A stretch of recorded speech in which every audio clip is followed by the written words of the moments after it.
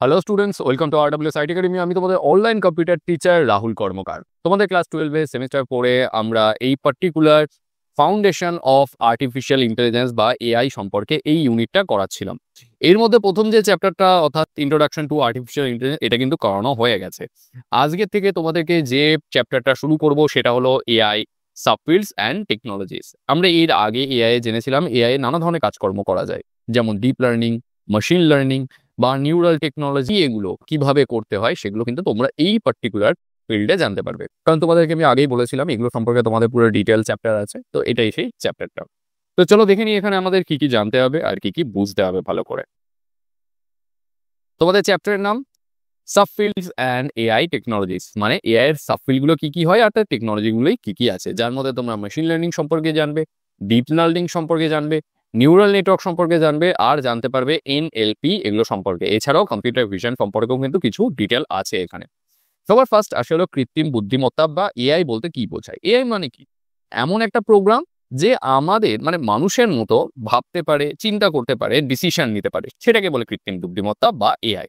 কৃত্রিম বুদ্ধিমত্তা হলো কম্পিউটার বিজ্ঞানের এমন একটি শাখা যা একটি বুদ্ধিমান এজেন্ট তৈরি করতে চায় যারা মানুষের মতো চিন্তা, শেখা, যুক্তি এবং সমস্যা সমাধানের ক্ষমতা রাখে। কৃত্রিম বুদ্ধিমত্তার উপক্ষেত্র এবং প্রযুক্তিগুলি কি কি কি কি আমরা এখানে জানতে পারবো, অর্থাৎ কি কি সাবফিল্ড আছে, কি কি টেকনোলজিস আছে। উপক্ষেত্র মেশিন লার্নিং, ডিপ লার্নিং এবং নিউরাল নেটওয়ার্ক, এই তিনটে জিনিস হলো উপক্ষেত্র বা সাবফিল্ড। আর টেকনোলজি কি কি জানতে পারবো? ন্যাচারাল ল্যাঙ্গুয়েজ প্রসেসিং আর কম্পিউটার ভিশন, এই টেকনোলজিগুলো সম্পর্কে কিন্তু আমরা জানবো এখানে। সবার ফার্স্ট যেটা আসে সেটা হলো মেশিন লার্নিং। মেশিন লার্নিং মানে কি? কোনো মেশিনকে বোঝানো বা পড়ানো, যেভাবে আমরা একটা বাচ্চাকে শেখাই না নানা ধরনের ছবি দেখিয়ে যে এটা আপেল, এটা পেঁয়াজ বা ওটা আলু, একইভাবে মেশিনকে নানা ধরনের ছবি বা লেবেল দেখিয়ে যে জিনিসগুলো বোঝানো হয় বা শেখানো হয় সেটাকে বলা হয় কি? Machine learning. এটা হলো এআই তৈরির একটা প্রাইমারি স্টেজ বলতে পারো। মেশিন লার্নিং হলো কৃত্রিম বুদ্ধিমত্তার একটি শাখা যা কম্পিউটারকে সুস্পষ্টভাবে প্রোগ্রামিং না করেই ডেটা থেকে শিখতে এবং অভিজ্ঞতা থেকে নিজের কার্যক্ষমতা উন্নত করতে সহায়তা করে। আমরা সবসময় যে প্রোগ্রাম লিখে দেবো এআই সেটা শিখবে এরকম কোনো কথা না। একটা এআই তৈরি করা হয়ে গেল, এবার সেটাকে যখন ট্রেনিং করানো হয় তখন কি নানা ধরনের ছবি দেখিয়ে বা হতে পারে নানা ধরনের নাম লিখে সে কিন্তু বুঝতে পারে। প্রোগ্রাম লেখার প্রয়োজন হয় না সেখানে। মেশিন লার্নিং কিভাবে কাজ করে বা এর মূল ধারণা কি? কিভাবে মেশিন লার্নিং কাজ করে? এর মূল ধারণা হলো কম্পিউটারে প্রচুর ডেটা দেখিয়ে তার মধ্যে থেকে প্যাটার্ন এবং সম্পর্ক খুঁজে বার করতে শেখানো। মানে তুমি ওকে নানা ধরনের ছবি দেখালে, তার মধ্যে কিছু সবজির ছবি, কিছু ফলের ছবি, কিছু পশু পাখির ছবি। ওকে তুমি শেখালে যে কোনটা কি জিনিস, ওকে প্রথমে আইডেন্টিফাই করিয়ে দিলে, এরপরে তুমি তাকে নতুন কোনো ছবি দেখালে, কি করবে? এআই কে ইউজ করে ও আইডেন্টিফাই করার চেষ্টা করবে যে নতুন ছবিটা দেখানো হচ্ছে সেটা কোনো পশুর, না কোনো ফলের, না কোনো তোমার সবজির। এর ফলে কম্পিউটার নতুন বা না দেখা ডেটা পেলে সঠিক সিদ্ধান্ত নিতে এবং পূর্বাভাস দিতে পারে। এটি অনেকটা মানুষের শেখার প্রক্রিয়ার মতো, যেখানে মানুষের অভিজ্ঞতা থেকে শেখে এবং সময়ের সঙ্গে সঙ্গে সিদ্ধান্ত নেওয়ার ক্ষমতা উন্নত করে। মেশিন লার্নিং এর প্রধান বৈশিষ্ট্যগুলো কি কি কি কি এখানে বৈশিষ্ট্য? স্বয়ংক্রিয় শিক্ষণ, মানে একে তুমি নানা ধরনের ছবি দেখিয়ে দাও, এ নিজে থেকেই সেটা শিখবে, তোমাকে ম্যানুয়ালি কিন্তু বারবার শেখাতে হবে না ওকে। প্যাটার্ন শনাক্তকরণ, এটি জটিল ডেটাবেসের মধ্যে লুকানো প্যাটার্ন বা সম্পর্ক খুঁজে বার করতে পারে নিজের অভিজ্ঞতা ইনক্রিজ করতে করতে। ভবিষ্যৎবাণী এবং সিদ্ধান্ত গ্রহণ, প্রশিক্ষণ মডেলে নতুন ইনপুট ডেটার উপর ভিত্তি করে নির্ভুল ভবিষ্যৎবাণী করতে এবং সিদ্ধান্ত নিতে পারে কে? এই মেশিন লার্নিং এর মাধ্যমে। আমাদের দৈনন্দিন জীবনে মেশিন লার্নিং এর কিছু ব্যবহারের উদাহরণ কোথায় কোথায় আমরা ব্যবহার করি। সবার ফার্স্ট, ফ্রড ডিটেকশন। এখন প্রচুর আইএসপি কোম্পানি বা প্রচুর কোম্পানি আছে, যেমন ট্রু কলার থেকে শুরু করে তোমার যেসব মোবাইল আছে, যেমন তুমি স্যামসাং এর ইউজ করো বা অ্যাপেলের ইউজ করো, যে কোম্পানির মোবাইল ইউজ করো না কেন, তাতে এই ফ্রড ডিটেকশন জিনিসটা থাকে। দেখবে তোমার কাছে কখনো কল আসলে অটোমেটিকলি দেখায় spam call, fraud call, marketing call. কিভাবে দেখাচ্ছে? তার মধ্যে এআই ইন্টিগ্রেশন আছে। ওকে নানা ধরনের কল বা নাম্বার দেখানো হয়েছে, তার মধ্যে থেকে যেগুলো স্প্যাম কল সেগুলোকে আলাদা করে আইডেন্টিফাই করে রেখেছে। এবার যেই মুহূর্তে তোমার কাছে ওই ধরনের কল আসছে অটোমেটিক্যালি দেখিয়েছে এটা একটা ফ্রড কল। রোগ নির্ণয়, এখন MRI machine, CT scan machine বা যেসব ডিজিটাল মেশিন রয়েছে সেখানে এআই ইন্টিগ্রেশন আছে, যার মাধ্যমে কি হয় অটোমেটিক্যালি ডিটেক্ট করা সম্ভব হয় যে কি ধরনের রোগ মানুষের শরীরে থাকতে পারে। তারপরে পণ্যের সুপারিশ অর্থাৎ প্রোডাক্ট রেকমেন্ডেশন। অনলাইন শপিং ক্ষেত্রে আমরা অনেক জায়গায় যাই, আমাদের পছন্দ মতো, ধরো আমার কোনো প্রিয়জনের কোনো বার্থডে আসছে, আমি তার জন্য ফ্লিপকার্ট বা অ্যামাজনে গিয়ে কিছু একটা সার্চ করছি। কি করে ওই সার্চ হিস্ট্রি অনুযায়ী আমাকে এরপরে যখন কোনো আমি শপিং করবো পার্টিকুলার হয়তো সেই ডেটে বা অন্য কোনো ডেটে আমাকে কিন্তু অটোমেটিক্যালি প্রেফারেন্স বা রেকমেন্ডেশন আসতে থাকবে। বেস্ট এক্সাম্পল, তুমি যাও তোমার ফ্লিপকার্ট বা অ্যামাজনে, তুমি যেই জিনিসগুলো পছন্দ করবে দেখো অ্যাপটাকে খোলো, তুমি শুধুমাত্র সেই জিনিসেরই কিন্তু রেকমেন্ডেশন পাবে। Email spam filtering, machine learning যখন করানো হয় তখন প্রচুর স্প্যাম ইমেল মেশিনকে দেখানো হয় যাতে ও বুঝতে পারে কোন ধরনের মেলকে স্প্যাম ইমেল বলা হয়। স্প্যাম ইমেল মানে যেগুলো কোনো কাজের না, শুধুমাত্র অপ্রয়োজনীয় ডেটা পাঠানোর জন্য ওগুলো সেন্ড করা হয়, বা প্রোডাক্ট প্রমোশন ইমেল যেগুলো কোনো কাজে লাগে না কিন্তু আমাদের সাধারণত। তো এইভাবে মেশিন লার্নিং সেগুলোকে ফিল্টার করতে পারে বা শিখতে পারে যে কোন ধরনের ইমেল স্প্যাম, কোন ধরনের ইমেল প্রোডাক্ট প্রমোশন, বা কোন ধরনের ইমেল আমার গুরুত্বপূর্ণ। মুখমণ্ডল শনাক্তকরণ বা ফেস রেকগনিশন, এখন তো অ্যাপেলের ডিভাইস তোমাদের মধ্যে যারা ব্যবহার করছো তারা ভালো করে জানো অ্যাপেলের ফেস আইডি থাকে, ওখানে কোনো ধরনের ফিঙ্গারপ্রিন্ট থাকে না। তো ফেস আইডিতে কি করে হচ্ছে, ফেস আইডিটাও কিন্তু একটা এআই ব্যবহার করা হচ্ছে যে তোমার ফেসের একটা স্ক্যান করে নিচ্ছে, পরের বার যখন তুমি তোমার ফেসটা অ্যাপেলের ডিভাইসের সামনে দেখাচ্ছ অটোমেটিক স্ক্যান করে তোমাকে লগ ইন করতে সাহায্য করছে। অ্যাজ ওয়েল অ্যাজ অ্যান্ড্রয়েড মোবাইলেও এটা আছে, ফেস লক যেটাকে বলে। আশা করি তোমরা ব্যবহার করেছো, না করলে দেখো তোমাদের সেটিংসে গিয়ে ফেস লক ফিচারটা আছে কিনা। এবার মেশিন লার্নিং প্রধানত কটি ভাগে বিভক্ত ও কি কি? দেখো মেশিন লার্নিং বেসিক্যালি 3টে ভাগে বিভক্ত। কি কি? প্রথমটা হলো সুপারভাইজ লার্নিং, তারপরে আনসুপারভাইজ লার্নিং, আর তৃতীয়টা কি, রেইনফোর্সমেন্ট লার্নিং। এখানে দেখো পুরো আমি একটা ছক তৈরি করে দিয়েছি, সুপারভাইজড, আনসুপারভাইজ, রেইনফোর্সমেন্ট লার্নিং। সুপারভাইজের ক্লাসিফিকেশন, আনসুপারভাইজ কত প্রকারের সেটা, রেইনফোর্সমেন্টের কোনো ধরনের ক্লাসিফিকেশন হয় না তাই আমি এখানে দিই। এবার এগুলো কিন্তু তোমাদের সিলেবাস অনুযায়ী, সিলেবাস ছাড়া এগুলোর বাইরেও কিন্তু আরো অনেক কিছু থাকতেই পারে বা নতুন কিছু আবিষ্কার হতেও পারে। সুপারভাইজ লার্নিং বা তত্ত্বাবধানের শিক্ষা কি? সুপারভাইজ মানে আমি বুঝতেই পাচ্ছি এমন একটা মেশিন লার্নিং যেখানে মেশিনকে বোঝানো হচ্ছে বা হাতে ধরিয়ে কিছু করানো হচ্ছে, সেটাই হলো সুপারভাইজ লার্নিং। সুপারভাইজ লার্নিং হলো মেশিন লার্নিং এর সবচেয়ে প্রচলিত ধরন। এখানে মডেলকে লেভেলযুক্ত ডেটা দিয়ে প্রশিক্ষণ দেওয়া হয়। মানে একটা আপেলের ছবি দেওয়া হলো, তার নিচে লেখা হলো এটা অ্যাপেল। একটা কলার ছবি দেওয়া হলো, তার নিচে লেখা হলো বানানা। এতে কি হলো, একটা ছবিও কম্পিউটার দেখলো, তার নামটা কি সেটাও দেখতে পারলো। পরে যখন সেই ছবিটা দেওয়া হবে ও তোমাকে এর নাম কি বলে দিতে পারবে, বা যখন শুধুমাত্র নাম দেওয়া হবে ওটাকে দেখতে কেমন হয় মেশিন লার্নিং এর মাধ্যমে তোমাকে বলে দিতে পারবে এআই। এখানে ইনপুট ডেটার সাথে সঠিক উত্তর আউটপুটের আগে থেকেই দেওয়া থাকে, কেন? যাতে কম্পিউটার খুব ভালো করে বুঝতে পারে। লাইক তোমার পরীক্ষা হচ্ছে, পরীক্ষার সময় ওএমআর শিটে তোমাদের পরীক্ষা দিতে হয়, যখন প্রশ্ন তৈরি করা হয় না তখনই কিন্তু ওর অ্যান্সার আগে থেকেই তৈরি করা থাকে। যখন তুমি ওই ওএমআর শিটটা এক্সামিনারের কাছে যাচ্ছে, ওএমআর শিটের ডিটেকশনের মেশিন পাওয়া যায়, ওই মেশিনের মধ্যে করে দিচ্ছে, অটোমেটিক্যালি ফিল্টার করে বলে দিচ্ছে কোন উত্তরগুলো ঠিক, কোন উত্তরগুলো ভুল, বা অনেকে ম্যানুয়ালিও করে হাতে লিখে। মেশিন লার্নিং এর ক্ষেত্রে এই যে সুপারভাইজ সিস্টেম, এখানেও কিন্তু কাইন্ড অফ সেরকমই কাজ করে। মডেলটি ইনপুট এবং আউটপুটের সম্পর্ক থেকে শেখে, অনেকটা একজন শিক্ষকের তত্ত্বাবধানের ছাত্রের শেখার মতো। যেমন তোমাদের ছোটবেলায় অ ক খ লেখানো হয়েছিল, আমিও শিখেছিলাম। তো কি হতো, আমাদের মা বাবা বা আমাদের বড় গুরুজনরা তারা কি করতো, আমাদের হাতে করে ওটা লিখে দেখিয়ে দিত। তারা প্রথমে লিখতো, আমরা তাকে কপি করতাম, অ্যাজ ওয়েল অ্যাজ আমরা নিজে নিজে আস্তে আস্তে কিন্তু লেখা প্র্যাকটিস করতাম। মেশিন লার্নিং এর এই যে স্টেপটা, এটাই প্রাইমারি স্টেপ। এখানে কিন্তু সেটাই করা হয়, সুপারভাইজ মানে হাতে কলমে শিক্ষণ যেটাকে বলে। সুপারভাইজ লার্নিং এর কাজের পদ্ধতিটি কেমন? এখানে 3টে স্টেপে এই কাজগুলো করা হয়। ফার্স্ট, প্রশিক্ষণ। মডেলকে প্রচুর লেভেল দেওয়া হয়, সেই লেভেলগুলো দেখে মডেল আইডেন্টিফাই করে, যেমন বিড়ালের ছবি, ইঁদুরের ছবি, এবং তাদের নাম দেয়া থাকে। টু, শেখা বা লার্নিং। মডেল ডেটা থেকে প্যাটার্ন বা সম্পর্ক খুঁজে বার করার চেষ্টা করে, অ্যাকচুয়ালি প্যাটার্নও খোঁজে বা সম্পর্কও খোঁজে, যে এই নামের সঙ্গে এই ছবিটা কি সম্পর্ক। তারপরে পূর্বাভাস বা প্রেডিকশন বা আউটপুট দেওয়া। প্রশিক্ষণের পর নতুন বা না দেখা ডেটা দিলে মডেলটি তার প্রশিক্ষণ লেভেল বা ফলাফল অনুমান করতে পারে যে কি হতে পারে। ধরো তুমি ওকে প্রথমে নানা ধরনের ছবি দেখিয়ে দিলে, এবার তুমি অচেনা একটা ছবি দিলে, যেমন কোনো কুকুরের ছবি দিলে, তার নাম লিখে দিলে না, ও আইডেন্টিফাই করার চেষ্টা করে যে হ্যাঁ এটা কি হতে পারে। সুপারভাইজ লার্নিং কত প্রকার ও কি কি? দেখো সুপারভাইজ লার্নিং কিন্তু 2 ধরনের হয়, একটা হলো ক্লাসিফিকেশন আর একটা হলো রিগ্রেশন। সবার ফার্স্ট, ক্লাসিফিকেশন বা শ্রেণী বিভাগ।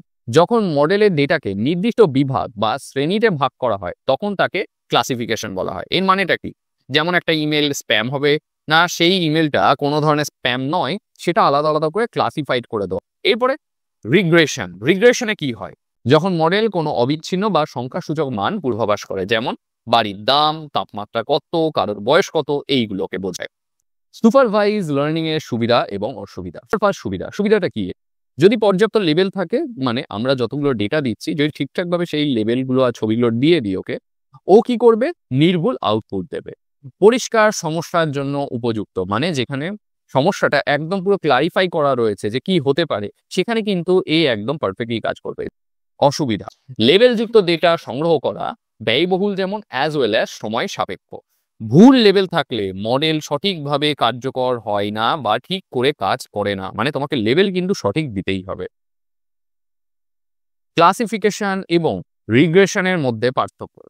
তোমরা যে সুপারভাইজ লার্নিং করলে, এই সুপারভাইজ লার্নিং এর দুটো পার্ট, এটা একটু আগে তোমরা জানতে পারলে। এর মধ্যে পার্থক্য কি? আউটপুট। ক্লাসিফিকেশনের ক্ষেত্রে ফলাফল বিচ্ছিন্ন বা ক্যাটাগরি ভিত্তিক হয়, যেমন হ্যাঁ বা না, সেটা কি স্প্যাম মেল, হ্যাঁ কি না, এতে উত্তর দেবে।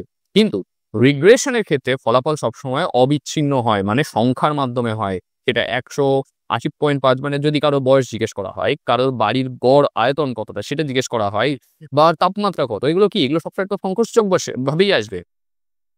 প্রশ্ন, ক্লাসিফিকেশন উত্তর দেয় কি এটি কি, আর রিগ্রেশন কি এটি কত হবে, এই ধরনের উত্তর দেয়। ক্লাসিফিকেশন কি এটি কি, মানে সেটা কোনো স্প্যাম মেল কি না, এরকম ভাবে উত্তর দেবে। বাট রিগ্রেশন কি করবে? কত হবে, মানে একটা পরিমাণকে সবসময় প্রশ্ন হিসাবে জানতে চাইবে। উদাহরণ, এমআরএফ কি? একটা ক্লাসিফিকেশন যেখানে আমরা বুঝতে পারছি একটা জিনিসের নাম বোঝানো হয়েছে। আর শেয়ার বাজারে তার দাম কত বা তার দাম কি হতে চলেছে, এটা কি? এটা হলো রিগ্রেশন। এরপরে মেশিন লার্নিং এর যে পার্টটা আসে সেটাকে বলে হলো আনসুপারভাইজ লার্নিং। আনসুপারভাইজ লার্নিং এ কি হয়? এখানে কোনো ধরনের লেভেল থাকে না, কম্পিউটার নিজে নিজেই সবকিছু বুঝতে হয়। এটি এমন একটি পদ্ধতি যেখানে মডেলকে লেভেলহীন ডেটা দেওয়া হয়, অর্থাৎ কোনো পূর্ব নির্ধারিত ফলাফল থাকে না। মডেলের কাজ হলো ডেটার ভেতরে লুকানো প্যাটার্ন বা গঠন নিজে থেকে খুঁজে বার করা। মানে একটা বাচ্চাকে তুমি পড়াশোনা করিয়েছো, অ ক খ লেখা শিখিয়েছো, এইবার তুমি ওকে প্রশ্ন করছো অ আ তারপরে কি হতে পারে, তুমি এবার বলো। তুমি সেখানে কোনো হিন্স দিচ্ছ না, কিচ্ছু বলছো। এটা হলো সেটা, এটা হলো পরের স্টেপ বলতে পারো, যেখানে আরো অ্যাডভান্স তর মেশিন লার্নিং করানো হয়। আনসুপারভাইজ লার্নিং এর প্রকারভেদগুলি কি কি? সবার ক্লাস্টারিং। ক্লাস্টারিং কি? ডেটা বৈশিষ্ট্যের মিলের উপর ভিত্তি করে তাদের বিভিন্ন গ্রুপ বা ক্লাস্টারে ভাগ করা। যেমন কোনো হতে পারে গ্রাহকের বিভাগ, কোনো কাস্টমারের বিভাগ, কোনো ফলের বিভাগ, বা কোনো হতে পারে পশু পাখির বিভাগ, যেখানে শুধু ওই সেম ক্যাটাগরির জিনিসপত্র থাকবে। তারপরে অ্যাসোসিয়েশন। অ্যাসোসিয়েশনে কি হয়?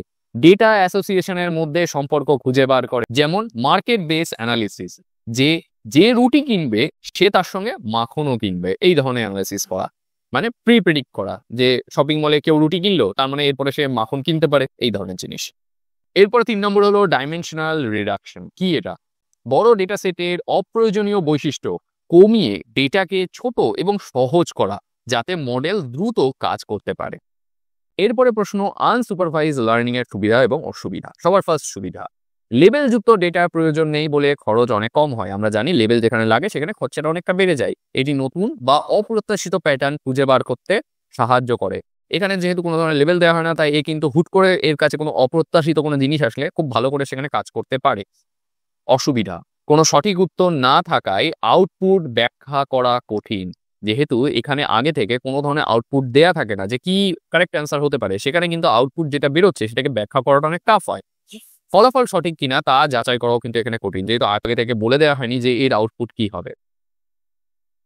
সবার লাস্ট যেটা, সেটা হলো রেইনফোর্সমেন্ট লার্নিং। কি কি বলছে এটা? এটি এমন একটি পদ্ধতি যেখানে এজেন্ট কোনো পরিবেশের সাথে ইন্টারাক্ট করতে শেখে। এজেন্ট ভালো কাজের জন্য পুরস্কার পায়, আর ভুল কাজ করলে শাস্তিও পায়। এটি অনেকটা ট্রায়াল অ্যান্ড এররের মতো, যাকে আমরা ঠকে শেখার পদ্ধতি বলি। রেইনফোর্সমেন্ট লার্নিং এর প্রধান উপাদানগুলি কি কি? সবার ফার্স্ট, এজেন্ট যে সত্তাটি শেখে এবং কাজ করে, মানে একটা এআই। পরিবেশ, যে জগতে এজেন্ট কাজ করে, মানে যে ধরনের সিনারিওর মধ্যে ও কাজ করবে। অবস্থা, বর্তমান পরিস্থিতি যেখানে এই মুহূর্তে এজেন্ট কাজ করছে সেটাকেই বলে স্টেট। তারপরে 4 নম্বরে কাজ, এজেন্ট যে ধরনের সিদ্ধান্ত নেয় সেটাই হলো ওর কাজ। পুরস্কার এবং শাস্তি, কাজের ফলাফলের প্রক্রিয়া, যদি কাজটা সঠিক হয় তাহলেও পুরস্কার পাবে, যদি কাজটা ভুল হয় তাহলেও শাস্তি পাবে বা পেনাল্টি পাবে। সবার লাস্টে নীতি, কাজ করার কৌশল বা নিয়ম যার উপরে ডিপেন্ড করে এই এজেন্ট কাজ করে। এজেন্ট মানে কি? এজেন্ট মানে হলো একটা এআই বা একটা প্রোগ্রাম যার উপরে ডিপেন্ড করে কিন্তু এ কাজ করছে। এরপরে রেইনফোর্সমেন্ট লার্নিং কোথায় ব্যবহার করা হয়? কোনো ধরনের গেম খেলা যেখানে আমরা আগে থেকে প্রেডিক্ট করে রাখতে পারি না যে কি হতে পারে, যেমন দাবা খেলা বা স্বয়ংক্রিয় গাড়ি চালানো, মানে তোমার গাড়িটা কিভাবে চলবে না চলবে, অটোমেশন যেটাকে বলে, রোবোটিক্স, রোবট কিভাবে কাজ করবে না করবে, ব্যক্তিগত সুপারিশ সিস্টেম মানে অটো রেকমেন্ডেশন যেটা তোমাদেরকে একটু আগে বললাম, এগুলো কি, এগুলো সবই কিন্তু এই রেইনফোর্সমেন্টের মাধ্যমে তৈরি করা হয়।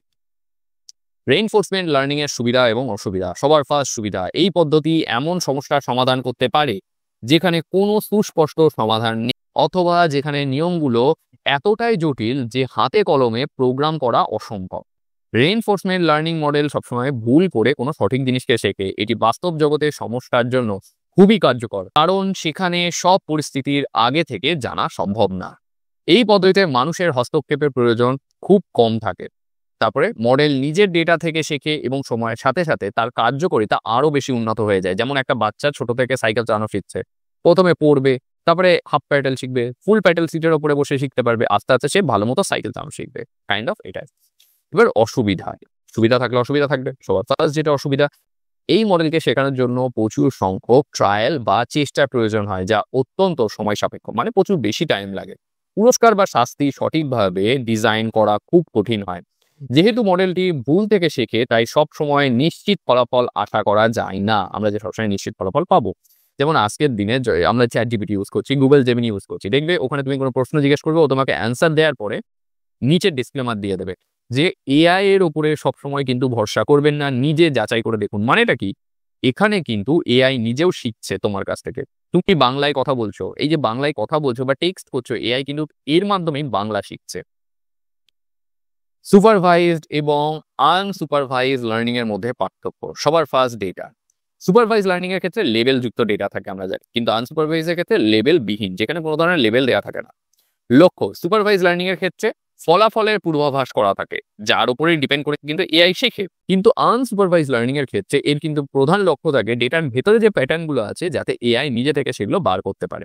উদাহরণ, সুপারভাইজ লার্নিং এর ফলে নাম সহ ছবি দিয়ে শেখানো হয়। আনসুপারভাইজ লার্নিং এ শুধুমাত্র ছবি দেখানো হয় এবং মডেল নিজে থেকে সাদৃশ্য ফলাফলগুলোকে আলাদা করে। লাইক, তুমি কয়েকটা সবজির ছবি দিলে, কয়েকটা প্রাণীর ছবি দিলে, এআই নিজে থেকে খুঁজবে, আচ্ছা এগুলো সবজি হতে পারে, এগুলো প্রাণী হতে পারে, এগুলোকে আলাদা আলাদা করা। এবার সুপারভাইজড এবং রেইনফোর্সমেন্ট লার্নিং এর মধ্যে পার্থক্য। শেখার পদ্ধতি, সুপারভাইজ লার্নিং শিক্ষকের তত্ত্বাবধানে শেখে, অর্থাৎ যে প্রোগ্রামার হয় বা যে ওই এআই ডেভেলপার হয় তার তত্ত্বাবধানে পুরোটা শেখে। কিন্তু এই যে রেইনফোর্সমেন্ট লার্নিং, এখানে কিন্তু অভিজ্ঞতা এবং ট্রায়াল অ্যান্ড এররের মাধ্যমে শেখে, মানে ভুল করে শেখে।